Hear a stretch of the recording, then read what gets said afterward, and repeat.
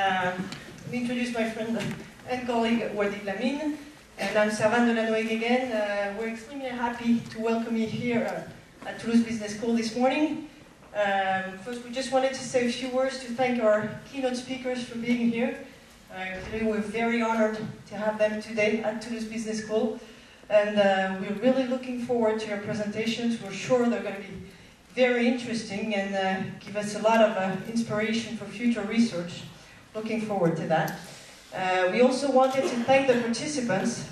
Just to give you an idea, we received over 45 contributions, had to select 24, so that was not an easy choice. And I have to say we were really impressed by the quality of the papers that we received, and we really feel there's going to be very interesting interactive sessions, sure many interesting exchanges that will hopefully give you again a lot of inspiration for future research.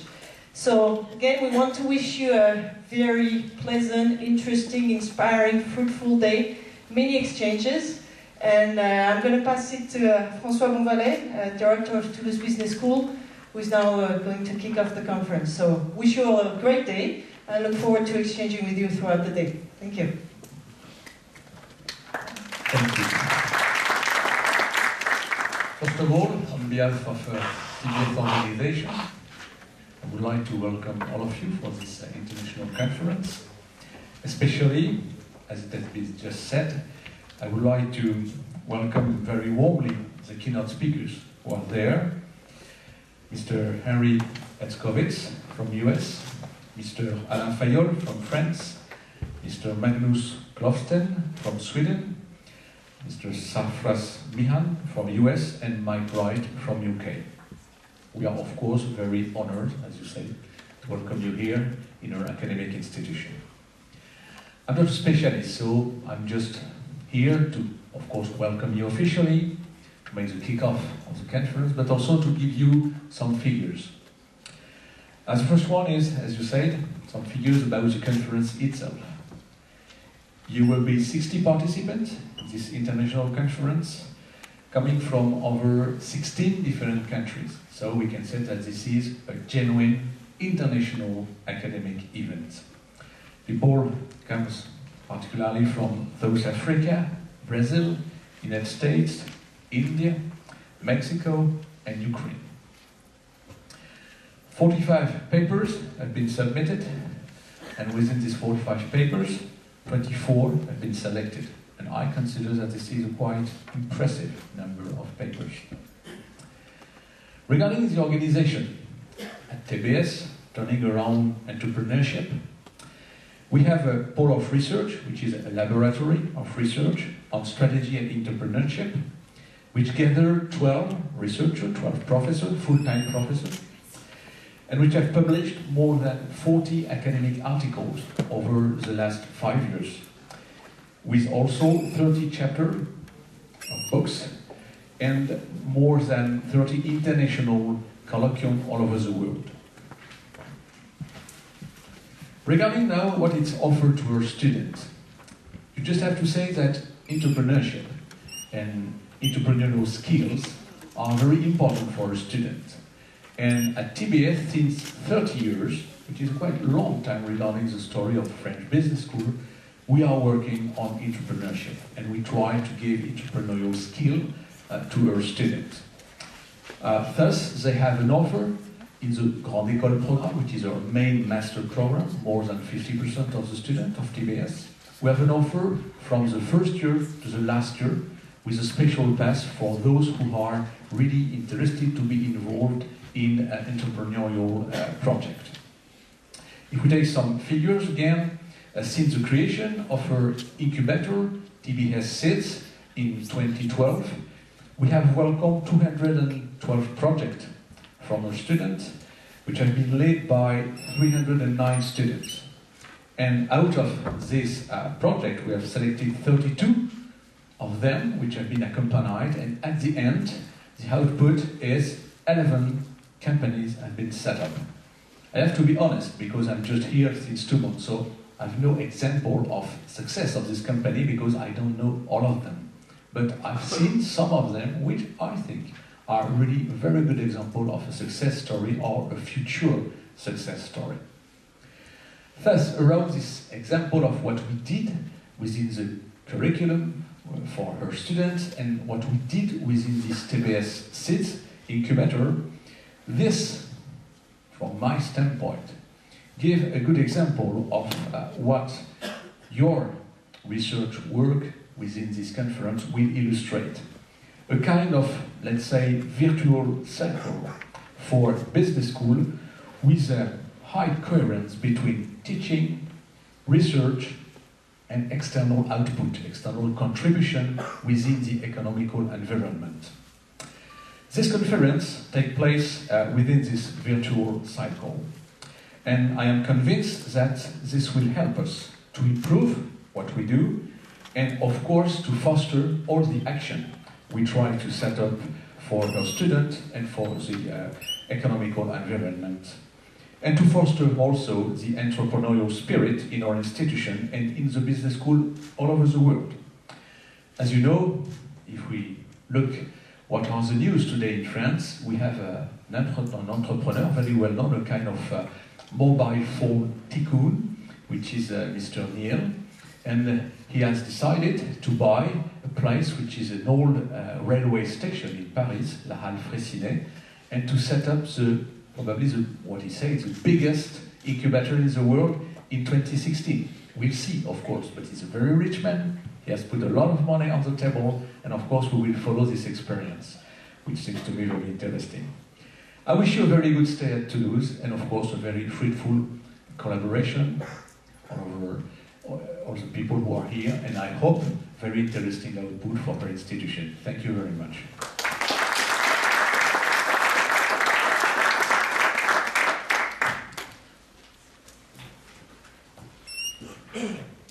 Thank you, François. Good morning, everyone. I join Servan and François to welcome everyone. And now we'll move to the first part of the keynote speaker's presentation.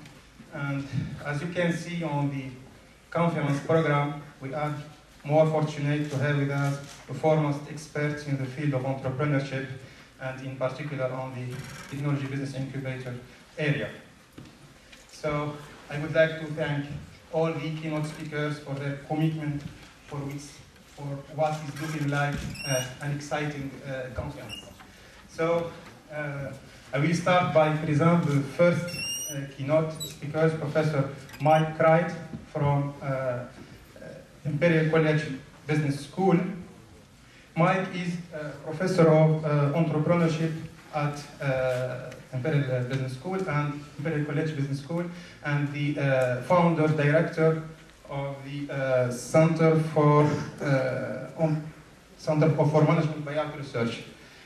Mike is ranked #1 worldwide for his publication in the area of academic entrepreneurship. He published more than 400 papers and written over 50 books. Also, Mike served as editor for several journals in management and entrepreneurship field, such as Entrepreneurship Theory and Practice, Journal of Management Studies, and Strategic Entrepreneurship Journal. And today he will share with us his expert opinion on incubation, biodiversity, entrepreneurship ecosystem, and sustaining regional development. With that, I ask your full attention, please, to the presentation of Mark, and I ask your help to welcome him in the podium. Mike, please.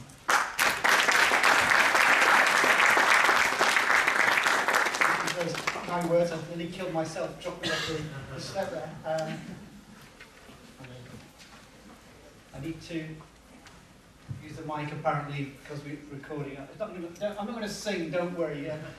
But you would be worried if I did start to sing. Thanks. It's very nice to be here in Toulouse, particularly after Jean Tirole winning the Nobel Prize for economics, which the irony must be there in the French economy, perhaps. And also talk about entrepreneurship vis-à-vis Jean Tirole as well. It's probably the autre bout du monde, I guess, compared to the kind of work that Jean Tirole does. Magnificent though it is. So I'm going to talk about topic of biodiversity of incubators and entrepreneurial ecosystems. Of course, this has been entrepreneurship. I need to have a commercial before I start. So if you've not bought these already, why not? But this is on the left is a very short introduction to entrepreneurship. Paul Weston and I did. The one on the right is a book that's just about to come out with Chicago University Press with Don and Al, which is very much bringing together work on academic entrepreneurship and tech transfer. So hopefully that you might find it interesting. I have to give a word to my mentor. I'm just going to situate this. So. Sorry, perhaps I should explain, for those of you who are under the age of 50 in the audience, I'll explain who Bob Dylan is to you afterwards. And hence my reference to the fact that I won't sing it, because my singing is a bit like Dylan's singing. Dylan isn't dead, he just sings that way. So, but basically, the times are changing. In other words, it seems to me that if we think about what's going on with entrepreneurship and tech transfer and incubators, then we're seeing some pretty major changes. If you think back to a lot of the work on national innovation systems, which in my view basically ignores entrepreneurial agency, we're moving away from that to views about entrepreneurial ecosystems. Colleagues and I did a special issue research policy area this year on that topic, where we try to elaborate an agenda in that area. Secondly, if we look at innovation, then the nature of innovation is becoming more varied. It seems to me that we're perhaps seeing less of an emphasis on formal IP through patenting and so on, that was very much the focus of national innovation systems, to informal IP, apps and all this kind of stuff. So that's becoming more varied. And I think entrepreneurs and entrepreneurship are also becoming more varied, but it's not just about startups of high-tech businesses. It's to be found in family firms, it's to be found in work I do on management buyouts, and so on. So I think that has implications for how we perhaps should view incubators and so on. And so what I want to focus on then is what are the implications of these changes for incubator biodiversity, entrepreneurial ecosystems, and sustainable regional development. Okay? Now, if I can take this diagram, which my colleague described as looking like a hydra, which is probably not far off, but so this is taken from the paper we did in the introduction to the special issue, and the idea is to try and get an understanding of what we mean by the components of an ecosystem in different contexts. Thinking about, well, an ecosystem isn't just the same everywhere in all contexts, it differs, and what are those contexts? So I don't want to kind of dwell on the elements of it, but you can see that we're thinking of a whole different set of contexts that influence an ecosystem. And one of those contexts up here is the spatial context, for which, for purposes today, I'm going to talk about the regional context. And as already mentioned, that has implications for the variety of entrepreneurial behaviour and the kind of entrepreneurial innovation that we might expect to see. So if we focus on the spatial, the regional context variety, then that general framework on the previous slides suggests that we need to think about this whole differences across regions in the type of variety of entrepreneurial activity. Okay? Between different regions, we're going to have more high-tech firms, some regions less, we're going to have more family firms, and so on and so forth. We also see differences in regional support mechanisms, regional differences in institutions.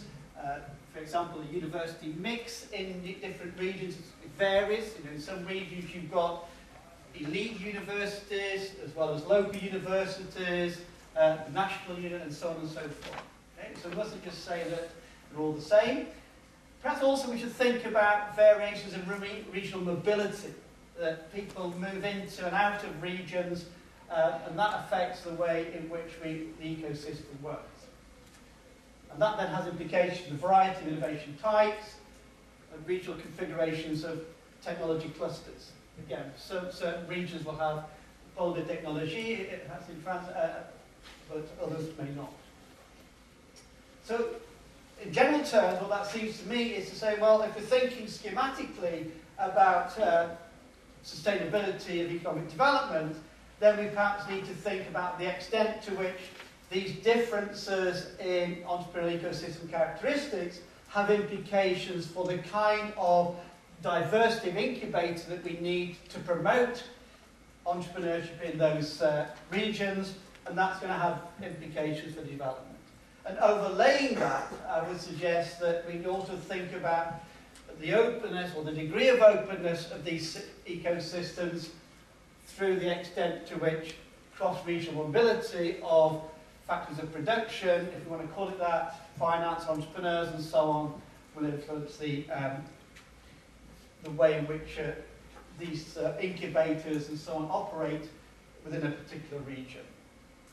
So what that means, from my point of view, is that in terms of incubators, then what one size doesn't fit all, which may be a fairly obvious statement, but perhaps not been as much explored as we might expect.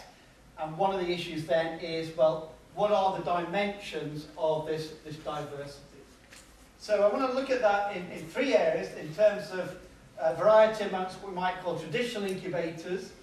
Secondly, variety of accelerator programs, which are becoming a lot more popular, which I'll explain in a minute, and variety of entrepreneurship garages, or whatever term we want to give it, within the university programs. So let me take each of those three in turn, and then I'll summarise with some policy implications. So if we think about the incubator literature, then, okay, there is some recognition of incubators, variety or heterogeneity, about what they provide, but I would suggest there's been less analysis of the nature of the innovation that takes place within them. Perhaps the focus has been on technological innovation, perhaps not so much in terms of process and other sorts of innovation. And maybe there's been a focus more on the formal IP and less on the informal IP. And again, what we know from the literature in entrepreneurship is, again, that in contrast perhaps to the incubation literature, that there is a variety of innovative activities by entrepreneurs. This is based on a paper that we recently did with Spanish colleagues, looking at incubators in Spain, and what we identified was a number of different sorts of incubators: basic research, private incubators, university and economic development incubators. From this kind of summary, we can see some of the differences in behaviour of these incubators depending on the type of incubator, whether it's in terms of the sector focus. Some of them are very focused, other ones are very broad. The number of startups are quite different. Some of them are very focused on a few startups that they engage in a very deep specialist way. Other ones are more general, with little specialist knowledge. And what that has implications for is the extent and nature of innovation. What we found is that if you look at the different sorts of incubators, then you can see that the percentage of them doing different sorts of innovation, whether it be product, process or organisational innovation, is quite different. If you think of the economic development ones, then perhaps very little product or technological innovation, much more in organisational. Private ones tend to be, in this study, more technological and organisational. So we can start to see this very different activity in innovation activity in the incubators. So what that seems to suggest as an implication then is that there's need to match the innovation type to this incubator archetype if we want to improve the incubation initiatives, rather than, again, this one-size-fits-all. If we try to fit certain activities in a particular incubator that doesn't have the expertise to deal with it, then we're going to have problems. And what that suggests, perhaps, is that if we take some of the traditional, perhaps economic development type incubators, then really are they dynamic enough, have they got the skills to be able to deal with the more newer type of entrepreneur that's coming along. And if you think of that in terms of universities and their incubators, okay, it suggests that there needs to be more interaction with regional development agencies to coordinate the incubators and the universities to get what we might call the brand credibility. But if we're not careful, if we don't take account of this variety of universities within that, then we may end up trying with a mismatch between what the university can do because of its scientific base and what we're trying to get it to do. And some work we did with Clarissa and colleagues showed from the university point of view, very often we do get this mismatch or this deficiency in the resources and competences in universities that are trying to engage in incubation activities. Very often their strategy far outstrips their resources to be able to deliver on that. But the other problem is that if going back to my point about this variety of the mix of universities in a region, if we have elite universities as well as kind of national or local universities, then to what extent do regional development agencies and the incubators they're promoting actually have the networks that can enable elite universities to be innovative in a global sense? So we've got this kind of mismatch between the local goals and the goals of the universities, which may actually be international and global.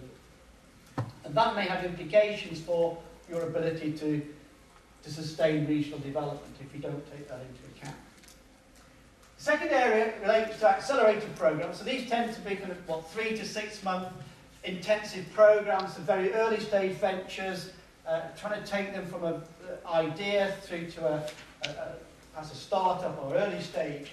This is some work we've been doing based in London, Paris and Berlin incubators, looking at the different models that have been used. And the building blocks of these incubators, you have a typical program of support, different strategy, different funding structures, some are public, some are private, different selection criteria to get onto the program, and issues to do with the service for the alumni after the program. And you do get fairly standard curricula of support and fairly standard screening practices and support. But you also have these very different activities in how and whether they can add value, whether they're industry focused or very diverse, what their objectives are. Is it employment creation, or is it profitability, capital gain? Capital structure is different in some of them have a fund to invest, other ones don't, or have very limited funds, and so on. So from that we can actually identify again a variety of accelerator types based on their different approaches. So we identify what we call ecosystem developers. Very much these tend to be public sector ones with a view to developing the ecosystem, perhaps very often for local employment reasons, which may not be consistent with growing value in a financial sense.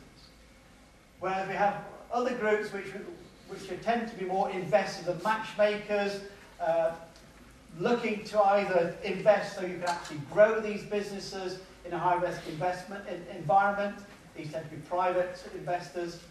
Or you have some that are what we might call matchmakers, where you're actually linking to potential customers or suppliers further down the value chain. So again, you've got this variety in different contexts that have different objectives and different outcomes. But that has implications for this whole raft of issues to do with not just the sustainability of the accelerators, but their ability to sustain the ventures that are within them. Some of them have got good mentors, good angel investors. Other ones have a 3-month program, and virtually that's it.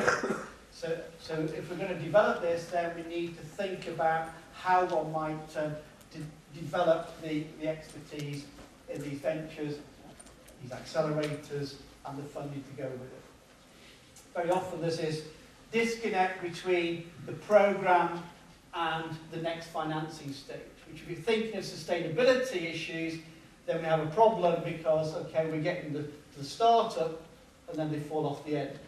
A bit like me falling off the step here. So, and I think that's a big problem in this program if we think about sustainability. And I think it's a big issue generally in this whole problem of developing the incubation stage and then what. Okay. And then the third area, it relates to what I'll call entrepreneurship garages, basically spaces, whether it's virtual or actual, in universities for actually encouraging students and postdocs and alums to actually engage in creating a business. So almost turning around the traditional way of teaching to actually focus on what's needed to start up rather than the other way around. So these can actually create the whole entrepreneurial journey, bring in alums to help advise and also perhaps to invest. And so these are perhaps very varied and very partial and fragmented as yet, but I think this is an area that some places are developing quite nicely. So what kind of lessons can I start to draw together from a policy and spatial context from looking at this biodiversity? Well, I think first of all we need to think in terms of what are the objectives of incubation policy? What are we really trying to do here? If it's a regional sustainable development, well, what actually do we mean by that? Are we actually just trying to create local employment, or are we trying to create businesses that will actually have a value beyond just employment? And I think also, as I've touched upon, there's public and private incubators which may coexist, but which is more effective, and are we really clear about what the different roles are of those incubators? Are they complementary? Are they trying to do the same thing? Or what? That also has implications for how we might govern or manage that interaction between the public and private incubator space. Because if we've got conflicting objectives, then do we have issues about whether we're going to deliver on the policy or not? There's some very interesting academic work that's emerging now in looking at public-private organisations and the governance of them, looking at some of the problems of knitting together collective political actions through which one might characterise a public incubator as, and the private objectives that we're trying to deliver on. So I think there's a whole area there that needs clarification. Secondly, if we think about regional development, then do we need to think about what that actually means. Is the standard regional administrative region the appropriate way to see the regional development? So there's a kind of mismatch between what may be administratively correct, whether it's the department level in France or the regional level or the, as I believe, the bringing together of two regions across the country, and the big fights going on about, although this is a joke to myself because my wife comes from the Limousin region, which is probably one of the most underdeveloped regions in France, I believe, and everybody's fighting not to have the Limousin region alongside them. So of course in the Limousin region people can't understand why nobody wants them. So there's this issue about if you're bringing together regions and redrawing maps, well, what is the appropriate boundary administratively to deal with the regional development? Perhaps we shouldn't just go on the constraints of a particular administrative region. And the third point there is this whole notion of thinking about, well, Startup has costs. Those costs are changing. It seems to me that, particularly if you think about apps and IT and so on, the cost of starting up in that sector is much lower than in the formal IP sector, and that has implications for the kind of incubators and the kind of funding one might attract. To support those, maybe one needs to think about attracting angel groups, crowdfunding, as opposed to some more formal venture capital or public sector venture capital organisations we might think of normally. And then thinking about this kind of cross-regional mobility issues, the whole literature, I'm sure you're aware of, on mismatches spatially between funding and entrepreneurs, which I think is gradually being questioned. This notion that if you're in with the peasants in Limousin, you can't get funded because nobody's heard of the Limousin and nobody wants to go there, whereas actually maybe that it's all about you signalling from the Limousin that you really are an attractive proposition, and you can actually get somebody to come in and invest in you. So this kind of notion that thinking about cross-border mobility of entrepreneurs but also financiers may actually be a way to fund regional sustainable development, rather than looking in a closed ecosystem in that sense, thinking of the open board. So that seems to me that we need to think about stimulating the mobility of entrepreneurs and financiers, academics, across borders, and so on to support that. And just as kind of a few brief figures, this happened. I mean, just taking a recent survey we've been doing in the UK, we find that almost 60% of business angels in the UK actually invest outside their region. So there is already a fairly high level of cross-regional investment activity. So this is not something that doesn't happen. This is actually something that one might be able to promote quite easily. And also, if you look at angel funding, we actually see almost a quarter of angels invest alongside crowdfunding platforms. So here we've got alternative funding sources that become very important in promoting newer types of innovation, newer types of incubation. So if we just finish with just some areas where perhaps, or suggestions where we perhaps need to think about more research, then is if you're thinking about the type of incubators, then how effective are these different types of incubators in different contexts? I've kind of flagged up some areas where there might be variety, but we still need to know a lot more about which are more effective and in which context, much more systematic analysis. And over what time period? Okay, these may be effective for a year or 2 years or a few months, but what about beyond that for the state? What's the follow-on support mechanism? What do these incubators need to do to get ventures ready for the next stage, rather than leaving them high and dry? And what kind of public-private configurations of governance are appropriate where we've got this mix of public and private incubator measures? And then thinking of the entrepreneur ecosystem, again, is thinking, well, all entrepreneur ecosystems are not the same, but understanding what are the dimensions of those, and therefore which are more effective in different regional contexts, and then beyond that, therefore, what are the appropriate incubators. And how can we actually get this balance right between the regionally located elements and those that come in from outside or across the border, which may be a way of helping sustain the economic development from those incubators. So I'll stop there. I was getting the signals, so thank you.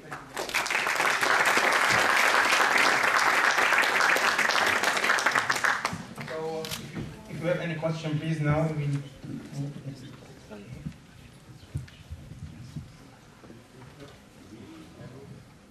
Any question? Yeah.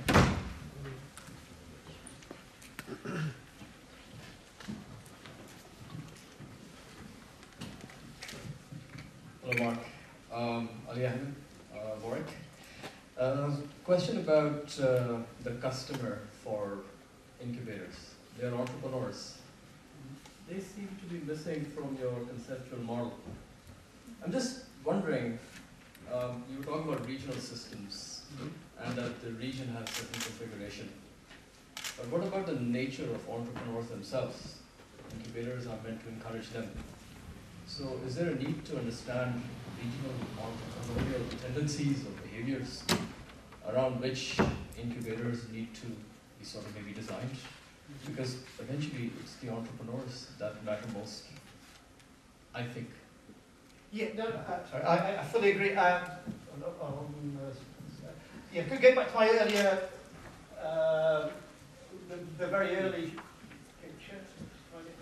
I think we're trying to get a notion of the different sorts of entrepreneurs. So maybe I didn't have it in the in this diagram, but the idea was that to recognise that non-entrepreneurs are all the same and in different regions. So I would think not just in terms of, if you like, a kind of more cognitive notion of the individual entrepreneurs, but also the organisations in which entrepreneurs find themselves, whether it's a high-tech startup or a family business.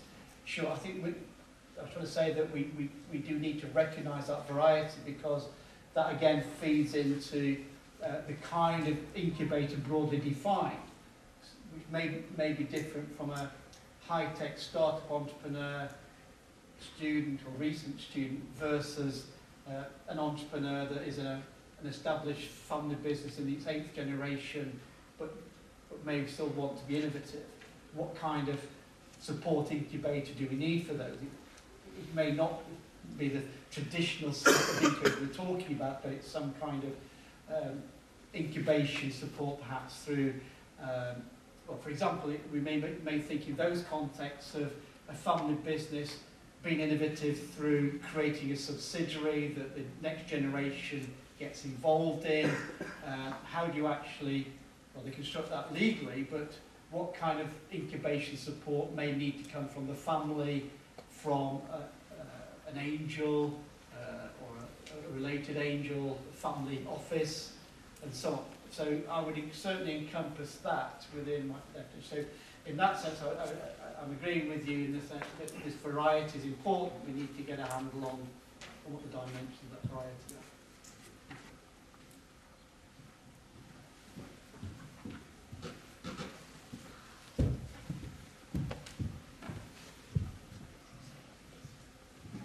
Hi, I'm David Mario from the Produce in Britain Incubator. You didn't speak at all about innovation through or by competencies. Maybe you can give us some example about what... Oh, I'm sorry, you cannot tell me. Oh, yeah. Innovation through... Innovation through competencies. Through competencies. Or skills or know-how. Do you have any example you can give us coming from the States? And a second question, when you're speaking about informal incubator, I have read this summer that Google, with the new applications, they have IBM, Oracle, and Intel that are going to be the first clients, first customers. So is it what we can call informal incubator? Yeah, I'm sure. Sorry, I'm sure from my accent you thought I was American, because I have a very broad American accent. I'm from the far frozen north of England. So I don't have an accent because I'm English. So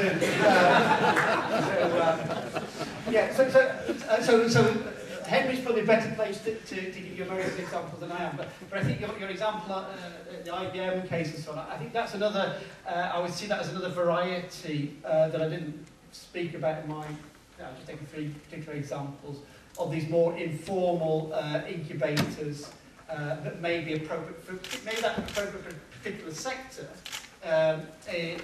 all IT related types. Whether that's appropriate in other sectors, I think is something to think about. But what I would caution then is to say, well, can we extend that example that you just mentioned to other sectors? Or are we in danger of saying, well, it worked in the IT type sector, therefore it will work in other sectors? I think we're perhaps a little bit guilty sometimes of trying to generalise from one sector something that may not fit within another sector or another type of innovation. And I think I see that in a lot of academic entrepreneurship work. You know, we sometimes try to generalize from MIT or Cambridge, the real Cambridge in England, and so on. Whereas actually it may not apply to what you might call mid-range universities and so on. So I think it's getting a more nuanced understanding of what works and in what context, rather than trying to do something that you end up being disappointed about from a policy sense because it's not appropriate from those contexts. So yes, I think the idea is a very interesting one, but think about, well, how does that translate to, let's say, the Toulouse region or not, or what one might need to adapt of that programme to make it work elsewhere.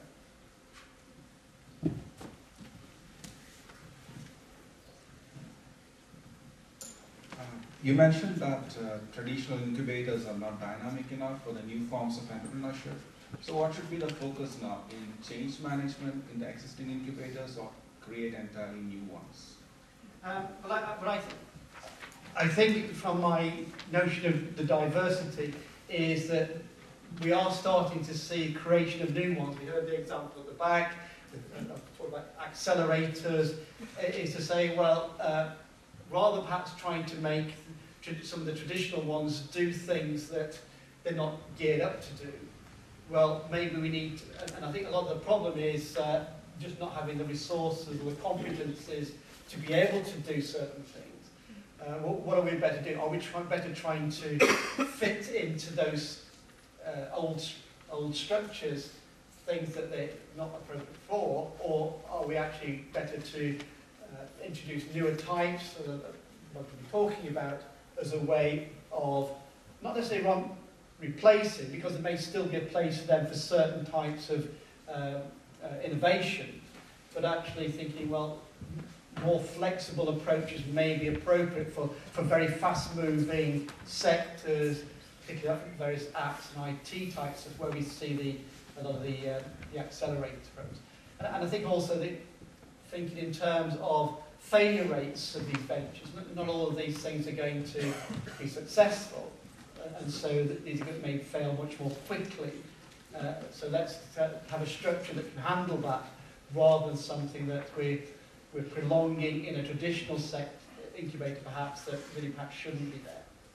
I think those kind of factors suggest that this kind of variety of incubators we should be thinking about starting, and some of which may also themselves fall by the wayside.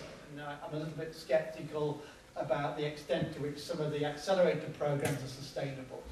That's because their business model isn't appropriate, but also the kind of support they're giving and able to give may not be what's needed for the kind of ventures they're creating. That kind of churn is what I'm talking about. I guess it's related to the first question also. It is related to the first question also, which says that what kind of entrepreneurs and the needs are and how that could be satisfied through a variety of incubation support. There are some type of incubators which are needed for formal, high-tech, innovative firms who start from, say, from academic entrepreneurship and all that. There are others which may not need that whole spectrum of support. So again, it is related to the different type and variety of customers. Yeah, that's exactly what I'm saying. And I think well, the problem, if you come back to the university context and the role of technology transfer officers, I'm not wholly convinced that they've had the diversity of skills to do that. Very much it's been based on a traditional hard science model with formal IP, but actually that may not be appropriate in all universities or within even an elite university. Yeah, you're Elisabeth Kimala. I'm involved in entrepreneurship and I work for various incubators. My question is about funding. You really insist on the fact that incubators or accelerators are here for helping new companies to get new funds. But you do not speak about new customers. Don't you think that the aim of this kind of structure is not also to help the new companies to find their customers and their business, more than the money and the funds. Yeah, I touched on it a little bit when I talked about the different types of accelerator. I think what become clear from what we've been looking at is that because of this variety of startups and entrepreneurs coming into accelerators, some of them are very much focused on looking for customers. There's this kind of matchmaking of finding an entry into large corporations who may be a customer or eventual acquirer. But I think that's only one part of the accelerator market. I think some of the other ones are some of them are ventures at a very early stage and are maybe not yet even near to the market in terms of customers.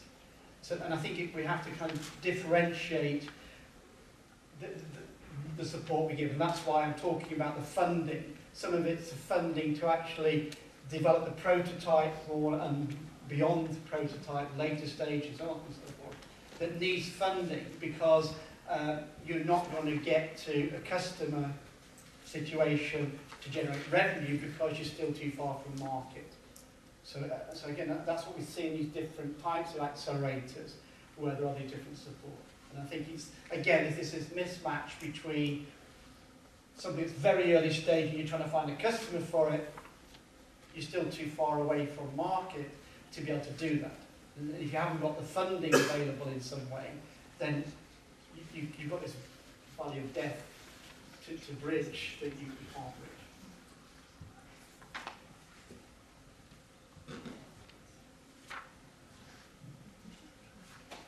Thank you very much. Thank you very much, Mike.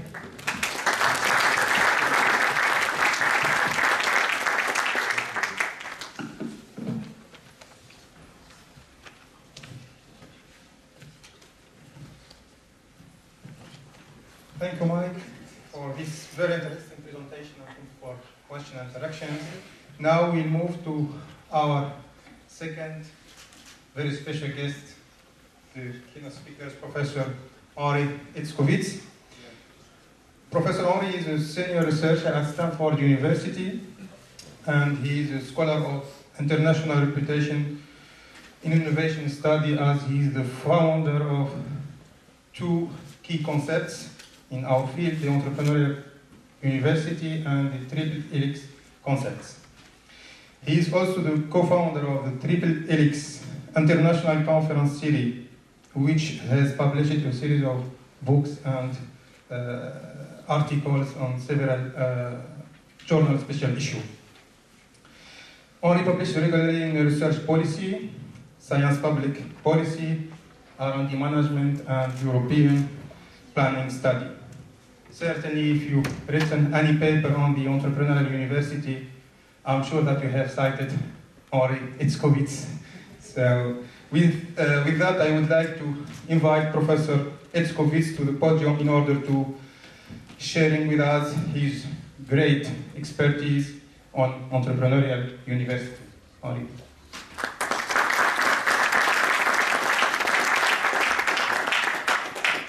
Or actually, maybe you haven't cited me. Because my article on the Entrepreneurial University called Entrepreneurial Scientists and Entrepreneurial Universities in American Academic Science was published in 1983 in Minerva. And I find that you can be guilty of premature publication, just as premature ejaculation does not bring love to fruition. If you publish too early, you'll find you'll not be cited, because the search engines only pick up articles in the past decade or more. So if you look at the review essays and articles on Entrepreneurial University, you will often not find the seminal or ovular article in the field. And similarly, for the article on incubation of incubators, Science and Public Policy, 2002. You will not find that cited even though that's much more recent. But you will not see it in the contemporary literature. So that is my guilt. I've been too early in many ways. Safra was asking me last night, how come Someone like you, who for many years was professor at a very small branch of the State University of New York, Purchase College. How did you become so well known in the field? Well, I thought about that, and I think the answer is partly from a talk that I heard at Stanford on Monday at the ScanCore Organizational Seminar by a researcher from the University of Helsinki, who was talking about the role of metaphors in organizational creation. And the leader of the seminar, Professor Stevens from Stanford, said, "This is very high-risk topic. How can you possibly do this?" Well, when I asked my question, I said, high risk, high gain. And if you're from the periphery, and Helsinki worldwide is the periphery, or Purchase College is the periphery, you have the opportunity to take the high risk. Because if you engage in incremental studies, that's the role of the leading universities, to add to incremental knowledge and to take up a topic once it's already developed. But the role of us on the periphery is to invent new concepts, new ideas for you at the leading universities to develop further and likely get more credit than we ever will. But sometimes we manage to develop innovative strategies of international collaboration. And after all, people don't know that Purchase College, they think of State University of New York, major research organization, which it is. If you add up the contribution of the various campuses, it comes together, 64 campuses. It comes together as a major international research and teaching collaboration. And when I first came to Purchase, it was a construction project in the early 1970s. And the Dean of Social Sciences pointed out this vast construction project to me. And he said, "Do you think that this is intended to just be a small college? Billions of dollars of construction." Well, he was wrong. It did turn out to be a small college, because with all of the academic downturns, the funding was never put in. And the school developed as an arts conservatory and a small college and was very comfortable within this identity. It never wanted to put in master's programs, although it finally did in the arts. But the college was actually, in the arts programs, was actually operating on an incubator model, even though they never heard of the term. Each year, the students in the dance program and the theater program were grouped as dance troupes and theater groups. And they went through the 4-year program as a group. And sometimes when they graduated, they would move from the suburb of New York City into Lower Manhattan as a dance troupe and a theater group. Purchase College was an incubator, although they never heard the term. And they never heard the term of entrepreneur either. One day, I was teaching my class of humanities, social science, and art students. And I had a visitor, a professor of entrepreneurship from Sweden. Yes. I usually tell this story, but I have not yet had the chance to tell it while the protagonist was present. And Professor Clofton explained the business plan, the business platform. It was obvious that these students didn't have a clue as to what he was talking about. So he called a break and then came back after 10 or 15 minutes.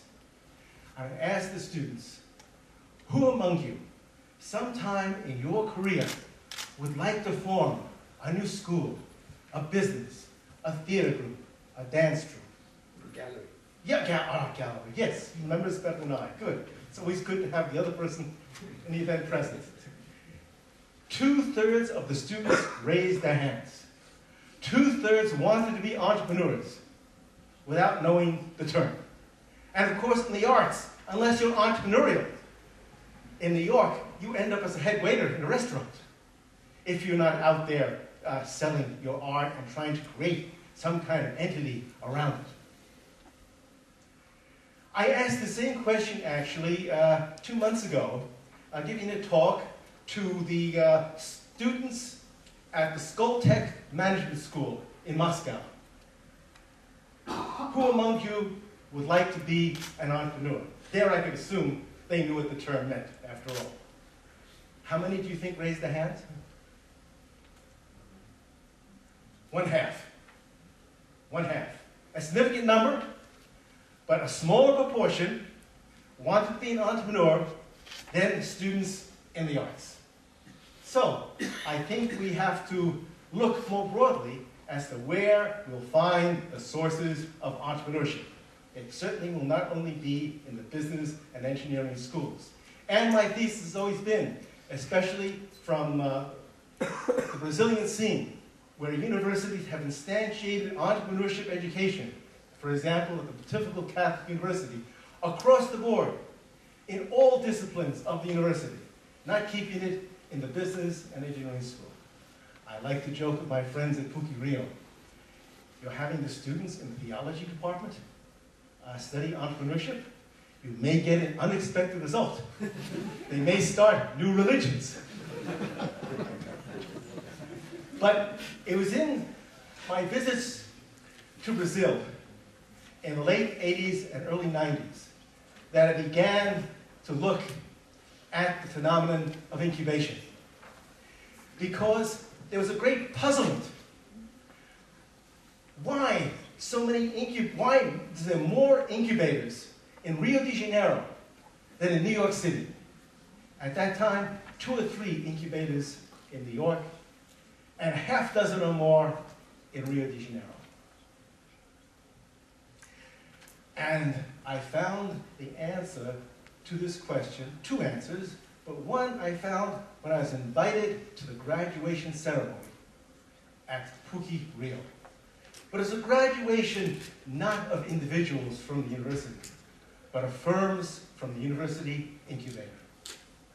The rector made a speech about realizing dreams. A representative of each firm came forward to say what they had learned in the incubator. It became clear to me then that the incubator was not just part of the new economic and development 3rd mission of the university. It was part of the university's original teaching mission. And what was the incubator teaching? It was teaching a group of people how to work together as an organization. And this explained why there were so many more incubators in Rio de Janeiro. Because in Brazil, it was realized that this was the fundamental mission of the incubator, teaching a group of people to work together as an organization. Not just how to help professors in a research university form a firm, which was the original concept of the university incubator in the States, which was transferred to Brazil. But when it was moved to Brazil, they soon ran out of high tech to make it to firms. The research base wasn't as strong at the time in the 1980s. And so they applied the incubator concept to the broader problem of filling gaps in innovation in Brazil, filling out mid-tech and low-tech clusters.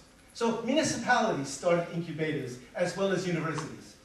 And university incubators went much broader than technology.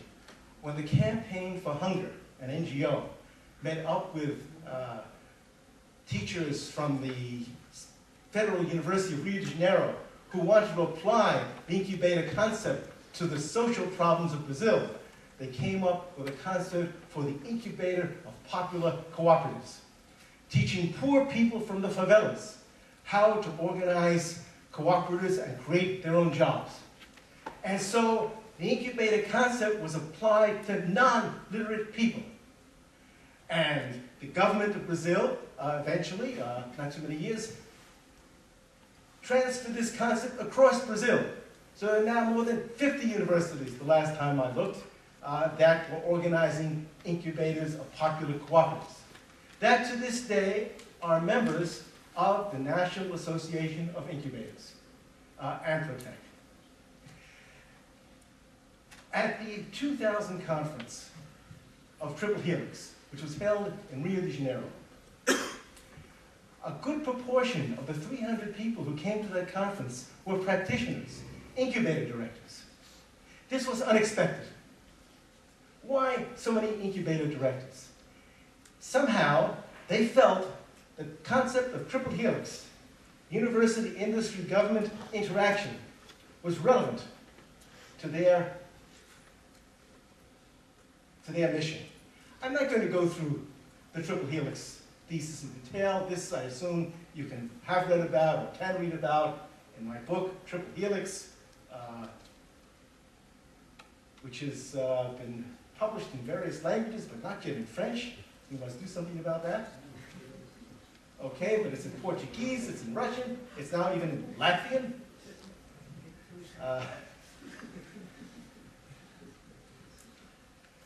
But I said at that conference, in my opening talk, the incubator is the instantiation of the triple helix. I set forth that thesis at the time. I didn't explicate it fully. I'm not even sure I knew what I meant by it at the time. But I think I can show that that is indeed the case if we look at the historical development of the incubator, which arose from the underground research and development projects in aerospace firms in Los Angeles in World War II and the early post-war, where there was this unit that was called the Skunk Works. These were for projects that did not fit the main objective of the firm, but they were highly innovative. But if you kept them within the main R&D lab, they would be killed off. They wouldn't meet the criteria of fitting the firm goals. But yet, they looked interesting. And so how to protect them, how to give them a space to grow? The answer was to set up a unit off to the side in a discarded building of the firm. So this was the origin of the Skunk Works. And then this concept spread in companies broadly that had large R&D labs, including General Electric. And it was a head of the General Electric Research Lab, Pierre Abeti, who moved from the General Electric lab in Schenectady, New York, to become a professor at Rensselaer Polytechnic Institute. General Electric has long since closed down its lab, moved to its facilities, but in that era, there was a close symbiosis between this company and the university. And Abeti brought with him the Skunk Works concept and introduced it into the university as a means of starting high-tech firms, of supporting professors. Again, it was located in a facility off to the edge of the university. And it was students who came to the Center for Science and Technology Policy from Brazil who then brought the incubator concept to Brazil after the downfall of the military regime. During the military regime, the thesis was to build large projects, science parks. But the science parks couldn't work. There wasn't a base for that development at the time. Now there are successful science parks in Brazil. But at that time, they were empty. There weren't the projects to put in them. And so when the regime went down, many of the oppositional groups were from the university.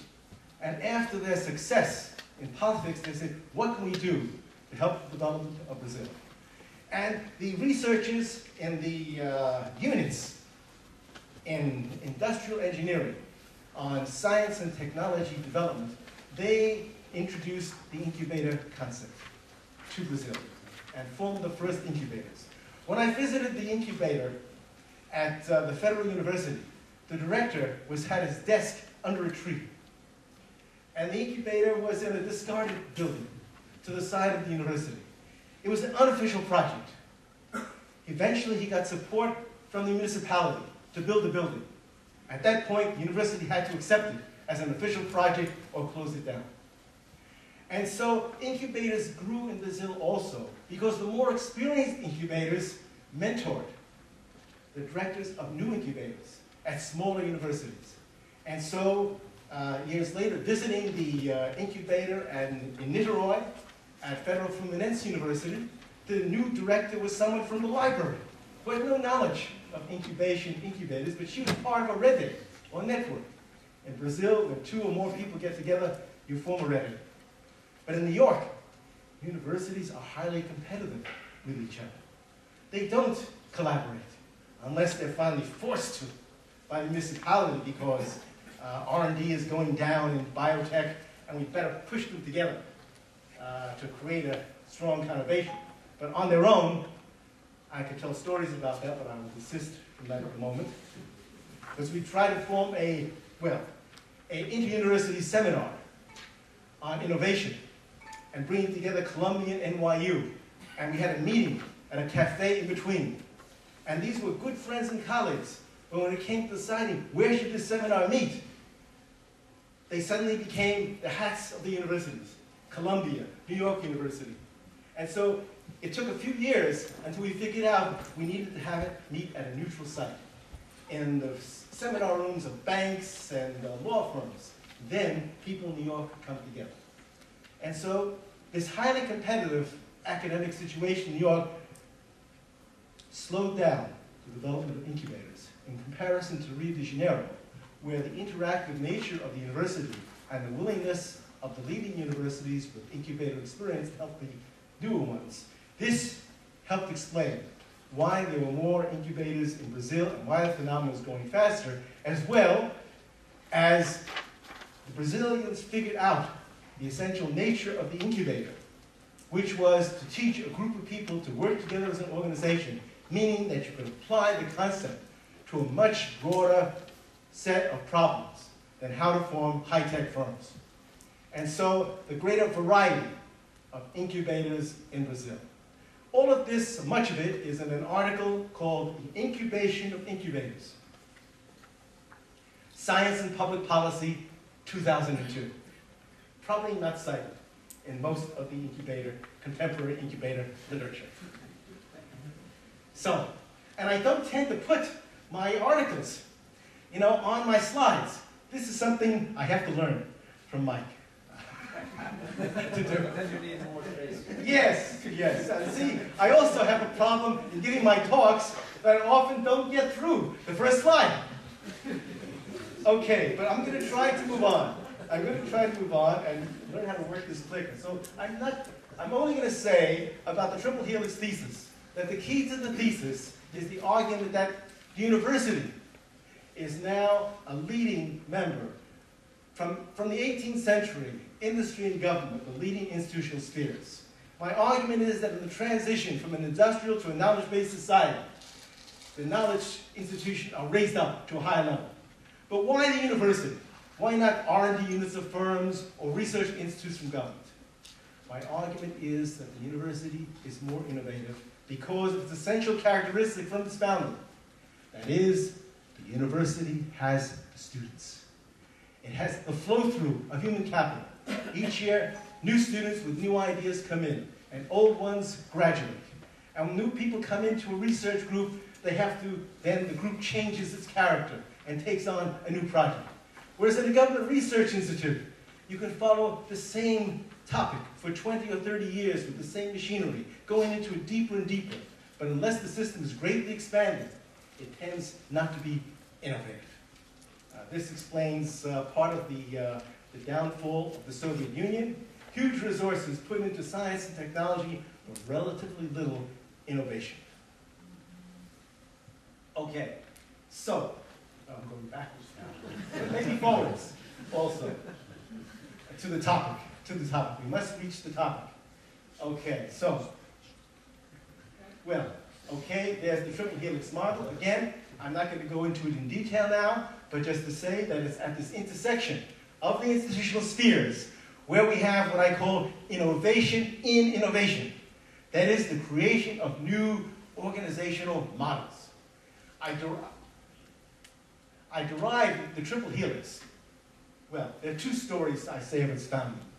One was from a workshop on academic-industry relations in Mexico, where you couldn't look at academic industry without also taking into account the role of government. Government was everywhere. University is a part of government, industry is a part of government. So, university, industry, government, a light bulb went off, triple helix, and I announced it to the workshop. But that's only the superficial story. The underlying,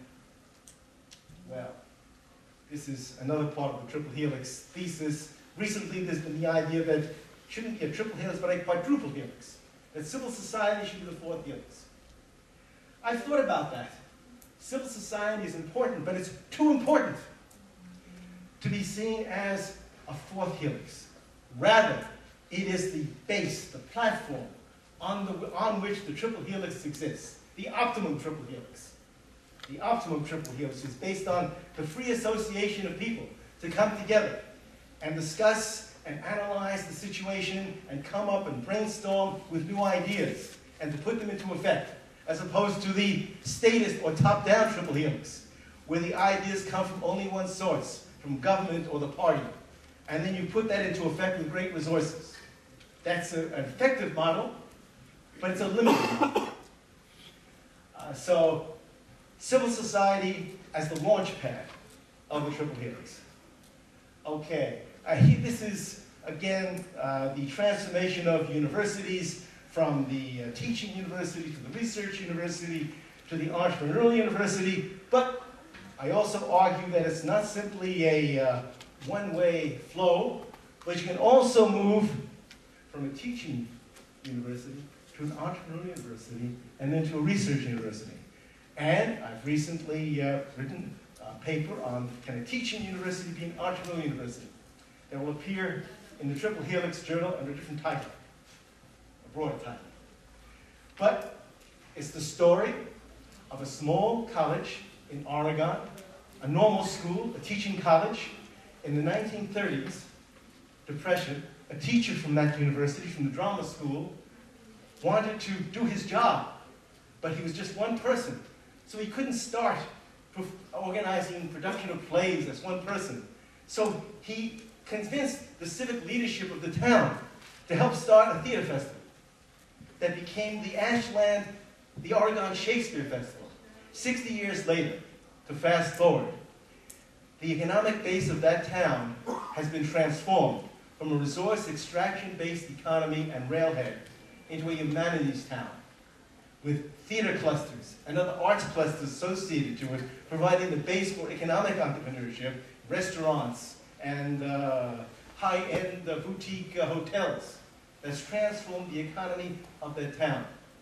And now, the theater school, in a symbiotic relationship with the festival, has built up to national strength, which you wouldn't expect to be able to be done from a small college. And so its plays are reviewed in the New York Times. Nationally, it's gone much broader than Shakespeare. They recently had a play on Lyndon Johnson's presidency and things like that. Anyway, so the teaching university can be the source, and civic entrepreneurship as the driver. So, I can't go into this also in detail, but it shows the influence of the context, and especially over time. The question is, can you learn from MIT and Stanford? Most people in the innovation field say no. I say yes. But not from contemporary Stanford and MIT so much. But you can learn from the early history of how these universities developed as entrepreneurial universities. The secret to how contemporary regions that are not high-tech regions and universities that are not high-level entrepreneurial universities, they can learn from what happened in the early years. Because it's only very recently that MIT and Stanford were leading universities. MIT was founded in the 1860s. And the concept was to infuse science into a traditional industrial cluster to raise the level. At that time, the only industrial area of the United States was in Boston. Metalworking, leatherworking industries. And a professor of geology at the University of Virginia had this idea for a new type of university. But he could not do it in the rural area of Virginia. Right now, though, if you go to the University of Virginia, you'll find incubators and science parks, and the university sees itself as one of the leaders in this field. But in this earlier era, it was a rural area, and the University of Virginia founded by Thomas Jefferson, was not in this venue. Okay, so he took his idea to Boston, where with support from government, part of the land grant, and the business leadership, this college was formed. It was a teaching college for many years. But then by the late 19th century, they brought in consulting engineers to start research. And those consulting engineers continued their consulting practices as professors. And this I've written about in the book, MIT and the Rise of Entrepreneurial Science. I think I've got to fast forward, or we'll be here all day, if I tell you how MIT developed into a major university and its model. Let's just say that the triple helix was invented in Boston in the 1920s and 30s, when the governors of New England called together the leadership of the region. Usually when you do this, you get a public-private partnership of industry and government. But in New England, the universities were so prominent a part of the institutional landscape that you could not help but invite the academic leadership of the region to this party. And it was by involving the universities that you introduced an element of novelty. The third element, the tertius gardens. And it was out of that interaction and looking at the strengths and weaknesses of the region that they invented an organization to fill a gap in the region, which was to provide seed capital and business advice, and a coalition of Harvard Business School and MIT to form what became the first venture capital firm. And so this was innovation in innovation in that era. But this firm was a pro bono organization, not the venture firm that we know it today as a financial mechanism going after high growth firms. This is a pro bono organization for regional development. And it took them more than 10 years before their first success, the Digital Equipment Corporation. And then that industry moved far away from the universities, out to Route 128. And then I argue because it had moved away from its source of origin, away from its source of ideas, that it did not take the next step in developing the computer and missed the personal computer revolution. And Route 128 is something you don't hear of anymore. But yet the Boston region is still a leading high-tech region. Out of the first wave, they developed an organizational infrastructure of state programs, the venture capital industry, and again, then the great research strengths of the universities in molecular biology at MIT and Harvard and other schools. So now you have clusters of biotech firms. But where are they located? Not in the suburbs. They stay close to the universities. You'll find them located around Harvard Medical School, around MIT, and then that attracts units of big pharma. And so that cluster, that will stick. That will not disappear so easily. And I have a further argument in a paper in Information Sciences Sociales, 213. See, I have yet to publish an article in an entrepreneurship journal, I find. Now, I have been publishing in places like Minerva, European Planning Studies. The closest I come was when they invited me to publish in research policy. But then, a half dozen years ago, they say, no more research policy for you. We're becoming an econometrics journal. So bye-bye. So, my thesis is that, in this article, it's something like an anomaly, this development of Silicon Valley at risk. My argument is that in the long term, the Boston area could overtake Silicon Valley again. Silicon Valley is, oh my, I'm not even got to my topic yet. Well, I'm not going to tell the rest of the story. Read the article. Read the article. I'm going to go to my topic for today, Stanford Innovation System. Okay. In 2011, I was at a workshop in London, and my good colleague, Lutz Leidersdorf, said, according to the Association of University Technology Management Statistics, Stanford produced 7 startups that year. And he said, if Stanford can only produce 7 startups, what hope is there for the European university? Give it up. Not even worth trying. Just stick to your last as a research university. By that time, I was aware of the accelerator project at Stanford, StartX, which was producing 48 firms per year, not going through the technology transfer process. These firms were coming out of the research labs and student initiatives at Stanford. And the StartX project was providing the last step to help them reach fruition. Projects would ordinarily be conversations that wouldn't go anywhere. In 2004 and 2005, I spent a year as a participant observer in the Office of Technology Licensing.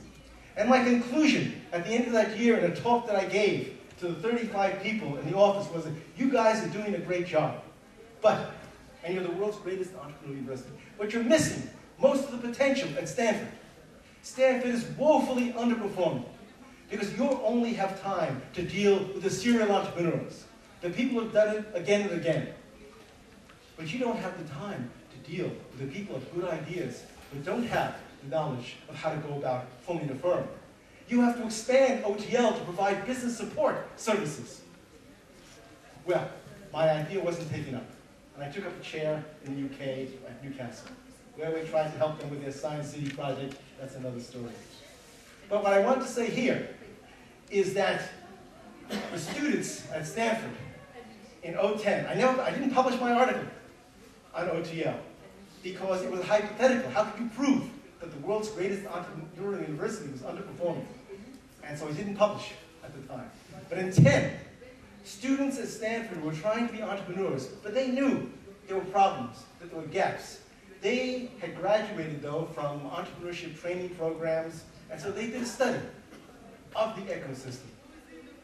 And they found that the answer to their problems, there were large numbers of graduates who could be mentors. And you could form an organization that would take in the best projects that were starting around the university. And so they developed an accelerator project called StartX. They got free space from AOL, a declining firm, plenty of space to offer as a donation. And they organized the VCs and Stanford graduates as mentors. And they set up an admissions process on top of the normal Stanford admissions process. But it was an admissions process not for individuals, but it was for groups. Because they realized the essential nature of entrepreneurship is not an individual phenomenon. As an individual, you can never be a successful entrepreneur. It's only when you have recruited people with complementary expertise that your entrepreneurial project will take off. This is widely underappreciated, even though everybody will agree with this and nod their head yes. But nevertheless, entrepreneurship is still fundamentally looked at as an individualistic phenomenon, and it's a great disservice of the field of entrepreneurial studies to point people in that direction. And so the field needs to be renovated to show that entrepreneurship is a collective process and how that takes place. And so at Stanford today, more than 50 firms a year are coming out of this StartX process. Recently, I went to a talk where Cameron Teitelman, the student graduate, was speaking to the BASIS program, which is every week there's a presentation from an entrepreneur, one credit course, and he was asked, StartX was supposed to be a student project. Why is it most of your people in StartX are now professors, PhDs, and whatnot? And he was hard-pressed to explain, except that it always meets the requirement that there's a student involved in the project. What this means is the gap was much broader of people who needed business support and mentoring. It was the faculty who needed it, most of the faculty as well. To this day, people when they visit Stanford, OTL, ask, where's the incubator? Stanford has no incubator to this day. The head of OTL, Kathy Koo, will tell you Stanford itself is the incubator. And to some extent, that's true. There's a wide variety of courses and programs, that will help you develop your ideas. But nevertheless, 2 years ago, I mentored some of the graduates of StartX in the biotechnology space. They were preparing for a meeting with the president of Stanford, who himself is a serial incubator, whom I interviewed in the mid-'80s when I was doing a study of academic-industry relations. And I visited Stanford, one of my favorite research sites. This guy that was very cagey, he wouldn't say anything. He was preparing to form his first firm. But it wasn't quite proper, even at Stanford, to admit that you were going to form a firm. So he wouldn't say anything in the interview. Anyway, now John Hennessy has been president of Stanford for some time now. And so he met with these graduates of Stanford, successful biotechnology entrepreneurs. But their experience was that it was much more difficult for them because there was not a biotechnology incubator at Stanford. They had difficulty finding a good place to work and a support structure. And so they went to meet with him. And he gave them the usual answer. Stanford, that we've just gone through. But finally, after about 15 minutes, he admitted that perhaps in the biotechnology space, there might be a need for an incubator. And so he sent the task to OTL, the Office of Technology Licensing, to explore, to study, should there be a biotechnology incubator? Well, you can almost guess the answer. OTL, very comfortable as a traditional, now traditional, licensing office. When I visited the UCSF, there is a biotechnology incubator, which many of the firms from Stanford go to, but you have to move away from Stanford into San Francisco to QB3. I was meeting with the leadership of QB3, who told me that the Stanford people had been there, and basically their conclusion was going to be that Stanford did not need a biotechnology incubator. And so there still is no incubator at Stanford to this day, even though the very people who have gone through the process successfully will realize there are gaps and that biotechnology firm formation could be enhanced if there was an incubator at Stanford. And also, so I call this the paradox of success. That if you are highly successful, you're going to believe that you can't or don't need to go any further. So when I brought this findings to the Dean of Research at Stanford in 2005, he said to me, if it's not broken, don't fix it. I say, if it's working well, make it better. And StartX itself falls prey to this same phenomenon. If you talk to the leadership of StartX, as I do, they will say how successful the firms are. Hundreds of millions of dollars have been raised by firms, 90% successful. In fact, their conclusion is the success rate is too high. It means they're not dealing with enough projects, that this should be expanded greatly. And they have recently tripled their size. Stanford tried to close them down. But the protests from the students at the university was strong enough to keep it into existence. Because students were taking leaves, not staying with their traditional academic programs, to move into StartX. So the university tried to close them down. But when we couldn't see them closing them down, well, if you can't beat them, join them.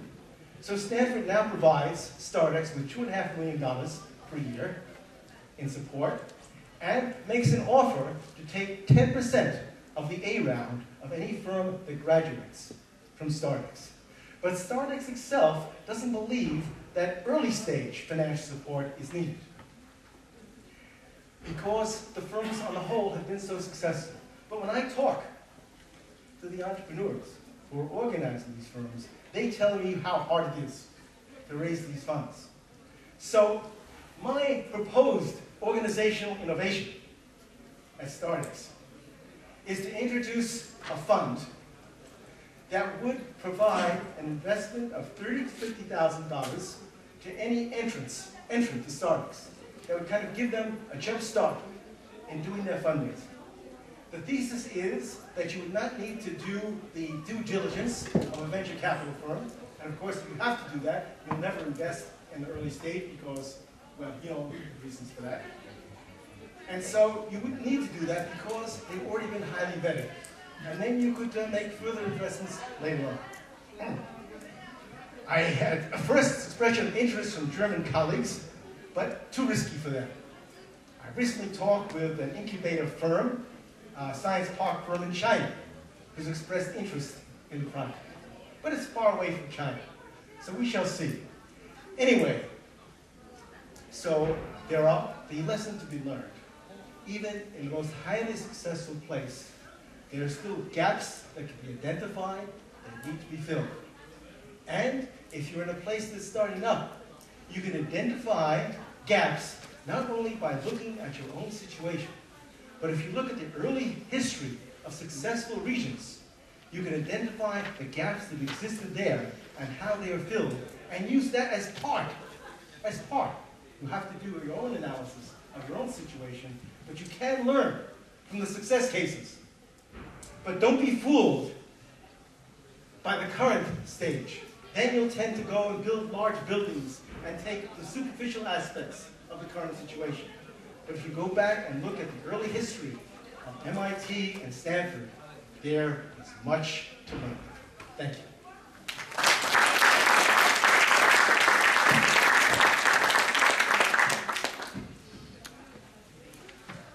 Thank you, Henry. We're going to take a couple of questions.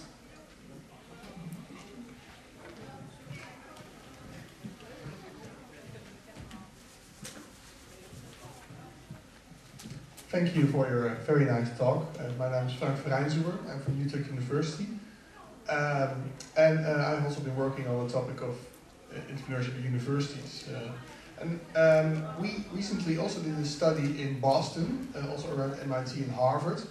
And we looked at the resources that entrepreneurs receive from universities and also the resources that universities receive from entrepreneurs, and also how that strengthens their missions. And what we found is that if a university really wants to strengthen its basic fundamental research mission, then those startups aren't all that interesting. It's much more that teaching a mission gets strengthened by the startup interaction than the research mission. So I was very interested by what you said about the teaching colleges that start facilitating entrepreneurship. But I think they're actually much more better equipped to do that than those fundamental research universities that are a little bit further away from application. So could you comment on that? Yes and no.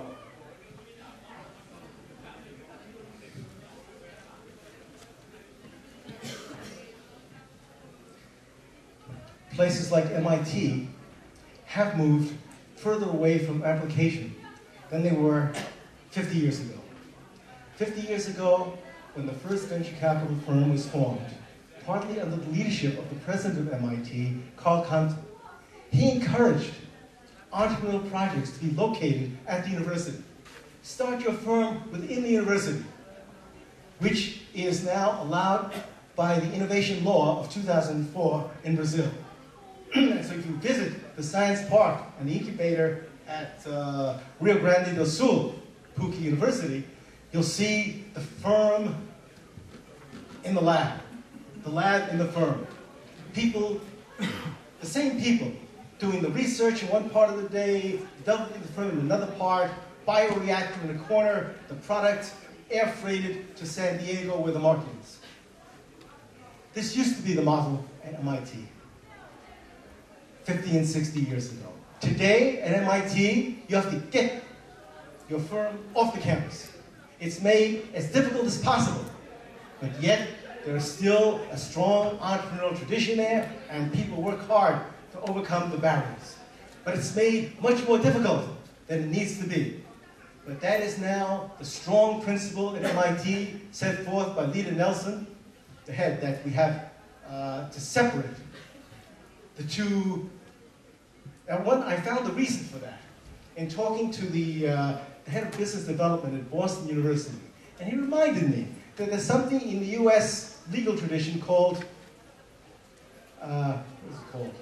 It's a word that says that if you bring non-profit activities too close to profit-making ones, you'll get into trouble.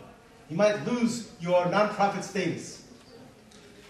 And so university lawyers, they all have lawyers now. They hired them to deal with student protests in the 60s and kept them on. And now they advise on how to avoid any kind of legal problems. And so if you have more than 10% profit making within a not-for-profit enterprise, you might run into this problem. So you put in policies to separate. Now, on the one hand, the policy in the United States at the upper levels, if you listen to President Obama, is to encourage universities to create new jobs and new firms. But nevertheless, these rules put in place by the tax authorities keep the universities from tearing down these boundaries. And so at MIT now, it's more difficult than it needs to be to set up a firm. But nevertheless, the potential is there so that you're still having large numbers of firms created today, and you continue to do so. But it's largely coming from the activities of serial entrepreneurs, professors who have done it again and again, and their research groups. So I think that if I did the same study of MIT that I did at Stanford, but I'm a single individual without PhD students, so I can't do this broad range of studies. I have to find the key case that tells much, and then extrapolate from that, and leave it to others to carry on. But I expect the same phenomenon exists at Stanford, the paradox of success. And at MIT, I hypothesize, is also woefully underperformed. And if you put in place these intermediate mechanisms, or move to the Brazil model of allowing incubation in the lab for the early stages, that you could greatly expand the number of firms coming out of MIT. And Harvard, by the way. Before the economic downturn, Harvard was building a new campus, a new science campus in Austin. And when its alumni came to visit, they were saying, we are going to outdo MIT as a contributor to economic development of the region. We have more resources. From this new campus, where we're expanding our engineering school, we are going to outdo MIT. What happened? When the crash came, MIT and Harvard was involved in very risky investments. They lost a large portion of the endowment. The construction project was stopped. To this day, if you visit Austin, you'll see these unfinished buildings. And I happened to just meet the vice president of Harvard for Strategy in Moscow at the Open Innovation Conference last week. And so I brought my study of Harvard up to date and asked her about this. No more expansive claims. They're hoping merely to finish one of the buildings to expand the engineering school. But the potential is there. Harvard students have been incubating firms in their dormitory rooms, and we know, of course, the big success cases like Microsoft and Facebook. But my thesis about this is that this experience of project-based learning must be brought into the curriculum of the university as the basic part of the curriculum of the brick-and-mortar university. The lectures will go into the MOOCs, and they should. But what's left is the university's role as the developer of social and intellectual capital, the presence of people working together on projects. So if you look, I'm doing a study now of Mechanical Engineering 210, which is a course at Stanford. It's been around for 40 years, which brings together graduate students from across the university into interdisciplinary groups to solve problems set by firms. And often that leads to startups. They have a space dedicated to this class that's available to them 24/7 to develop the projects, to do the prototyping. This becomes the basic method of education. It means the university needs a lot more space. And this explains also why Stanford is building like crazy. New buildings every year. Last spring, I was invited to the ceremony to open a new center.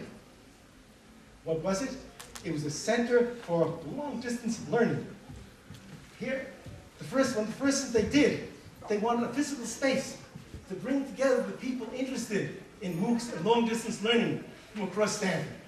So the brick-and-mortar university will not be dematerialized onto the internet, if only for biological reasons. It has a great future. First question, please. Yeah, I have a question. I congratulate you on your interesting topic. My name is Sudha, I am from India. I'm just awed by the fact that you said entrepreneurship is not individualistic. I was thinking that it is one person's vision, and it's more that one person's thing that could take forward. And why do you say that it's not individualistic? Because with just that one person's vision, it's very unlikely that that one person themselves will have all the skills, the technical skills, the business skills, to translate that vision into reality. That person, to be successful, will have to recruit others. I can give you examples of both success and failure cases. The favorite story of success case is the collaboration between Jobs and Wozniak, the salesman and the engineer. But these two guys couldn't get their firm off the ground until a third person was recruited, who's almost been forgotten. Mark Merkula, a successful executive in the semiconductor industry, who retired early in his mid-30s. He made so much money. There's now a Center for Ethics in Technology named after him at Santa Clara University. He's still almost unknown. Until they involved him, Jobs and Wozniak couldn't get credit from suppliers, couldn't have a source of sales. Once he was working with them, the firm took off. And this is especially difficult for female entrepreneurs in the technical areas. Because usually, if they recruit a man, he wants to take over the firm. And therefore, if they want to keep control of their firm, they won't take them on board. So it means they're left to do it by themselves. I know this in very personal circumstances. My former wife was a software entrepreneur in the education space, because that's where women were allowed to move in the 80s and 90s. But she would get funding. Typically, I was able to steer her to government funds. But she never got the product out the door. She was a perfectionist. She just didn't push it out and get it done, and didn't have anyone working with her to be able to fill that role. So very difficult to do a successful firm as an isolated individual. It's not impossible, but nearly so. This is why I argue entrepreneurship is fundamentally a collective process. You can see this most clearly in Scandinavia, where it's in the culture to act collectively. And you don't form a firm without the group of people willing to go together. I learned this very clearly when we were trying to organize the third Triple Helix Conference. And the person in charge had done a very successful workshop. But then when it came time to organize the conference, nothing was happening. And I finally figured out why. He had been in charge of putting in an EU application. And he missed the deadline. No colleague would go near him or work with him.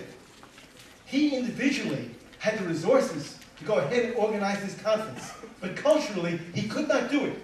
He could not act without the group. So we had to ask the rector to remove him from the process in order to organize the group and go forward. Thank you very much, Henry.